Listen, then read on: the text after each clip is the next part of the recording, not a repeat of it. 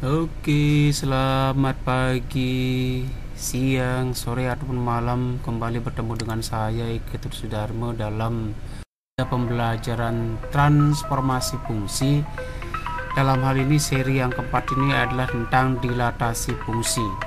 Ya, sahabat belajar, apakah pengertian daripada dilatasi fungsi itu? Dilatasi fungsi itu adalah transformasi yang mengubah ukuran atau skala suatu bangun geometri. Perubahan itu bisa jadi berupa pembesaran atau pengecilan, bahkan bisa juga terbalik. Ya, tetapi tidak akan mengubah bentuk dasar bangun tersebut.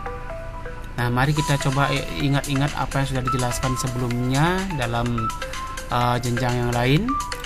Nah, untuk sifat bangun yang mengalami dilatasi itu yaitu seperti ini.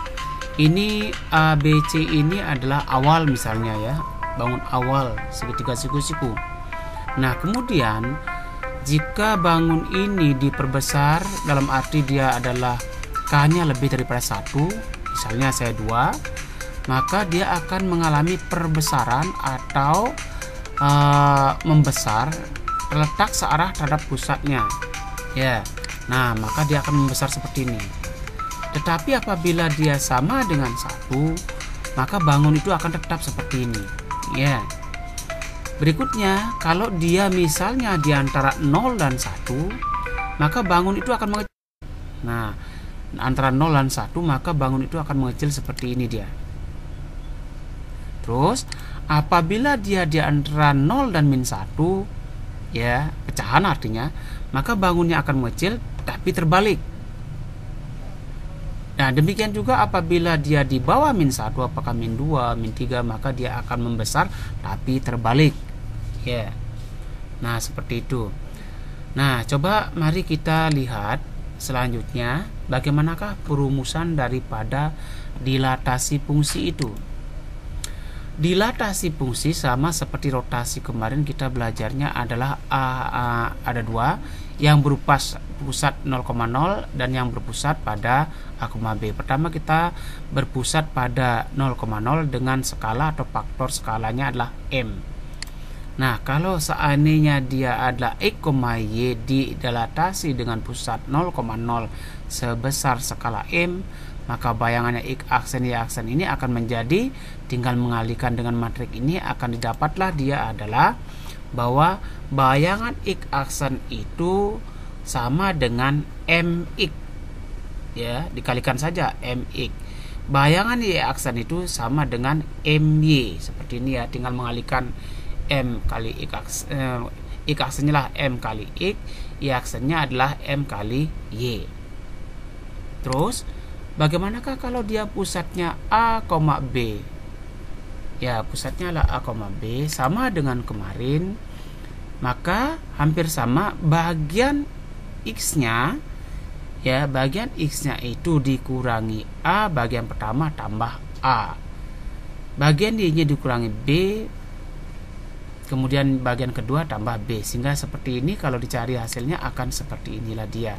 Maka bayangan daripada X inilah X aksen adalah M kali X kurang A, M kali X kurang A ditambahlah A. Y aksennya lah M kali Y kurang B ditambahlah dengan B. Nah, ini. Nah, untuk lebih jelasnya mari kita coba dengan soal ya teman-teman. Misalnya, tentukan persamaan dari garis peta ya, bayangan dari garis 3x kurang 5y tambah 16 sama 0 oleh dilatasi berpusat pada 0,0 dengan faktor skala 5. Jadi M-nya lah 5. Maka sesuai dengan perumusan tadi, dengan pusat 0,0 dan skala 5 kan tadi MX, MY ya, M-nya 5, maka dia adalah dikalikan ini X aksennya 5X, Y aksennya 5Y. Modifikasi akan ketemulah bahwa X-nya itu modifikasi ya. Nah, akan ketemulah X-nya itulah 1/5 X aksen, Y-nya adalah 1/5 Y aksen. Nah, sehingga seperti ini ya. Atau dengan kata lain, pertama kan tadi ya X aksennya 5X. X aksennya 5X dan Y aksennya 5Y. karena kita akan mencari X, 5-nya bawa ke sini jadi bagi, ini juga begitu. Nah, sehingga X-nya adalah 1/5 X aksen atau Y-nya adalah 1/5 Y aksen. Nah, sama seperti inilah. Kemudian X dan Y ini kurang Y ya. X dan Y ini dimasukkanlah ke sini. Nah, saya lihat di sini aja lah. X-nya ini 1/5 X aksen dimasukkan ke sini, Y-nya 1/5 Y aksen dimasukkan ke sini, sehingga jadilah seperti ini. Ya.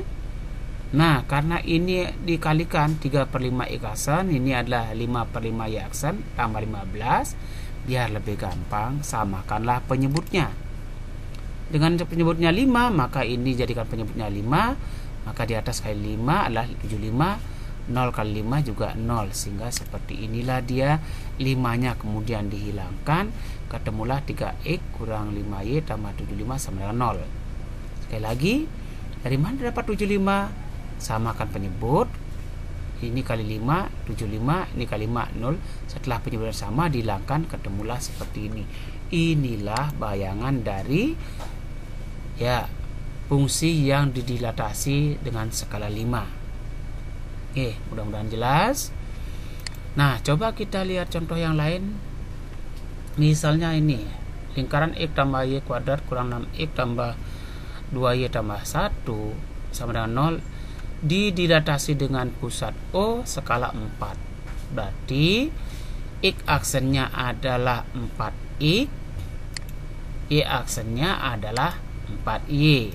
Nah, sama tadi, X aksennya adalah 4X, Y aksennya adalah 4Y. Dimodifikasi 4 yang bawah sini jadi 1/4, sehingga X aksen X-nya itu adalah 1/4 X aksen, Y-nya itu adalah 1/4 Y aksen. Sama dengan cara tadi ya. Nah, seperti tadi yang saya jelaskan di depan, ini diubah menjadilah X-nya adalah 1/4 X aksen, Y-nya adalah 1/4 Y aksen. Atas dasar inilah dimasukkan ke dalam menggantikan X dan Y-nya, sehingga ketemulah ini.